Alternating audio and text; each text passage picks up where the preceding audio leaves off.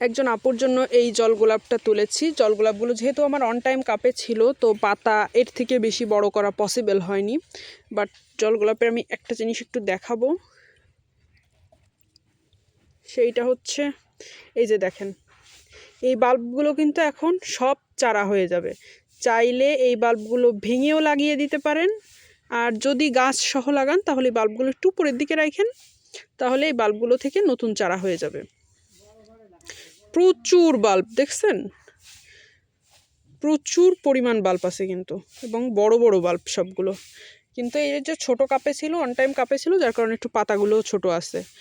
আপনি যদি আর এই গাছ থেকে হয়তো বা এখন আর ফুল ফুটবে না, কারণ যতই কলিমলি থাক এটা ফুল ফোটা এখন আর সম্ভব না। এটা ওয়াটার প্লান্ট, 2 দিন বসে সে যাত্রা করবে, সো এখানে তার অনেক কষ্ট হয়ে যাবে, পানি ছাড়া মাটি ছাড়া। একটু মাটি দিয়ে দিব, তারপর পানি ছাড়া কষ্ট হয়ে যাবে, তখন হয়তো বা ফুলটা আর ফুটবে না। তো না ফুটলেও সমস্যা নেই, এতে প্রচুর পরিমাণ বাল্ব আছে, আপনি প্রচুর পরিমাণ চারা পেয়ে যাবেন। আরেকটা আমি কথা বলি সব সময়, যে হচ্ছে যদি গাছ মারা যায় তাও কখনো গাছ তুলে ফেলবেন না। আপনারা তো আমার কথাটা শুনেন না।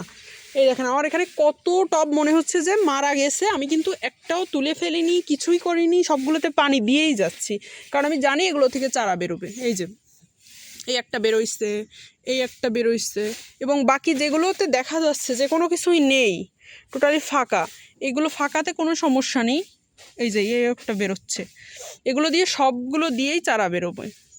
ফাঁকা হলেও কিন্তু আমি এগুলো খালি করে ফেলিনি, উঠায় ফেলিনি, কোনো কিছুই করিনি, কারণ এগুলো থেকে চারা হবে আমি জানি। তো আপনাদের যদি মেইন গাছ কখনো মারাও যায়, কখনো এটা তুলে ফেলবেন না, উঠায় ফেলবেন না, অবশ্যই আবার চারা হবে।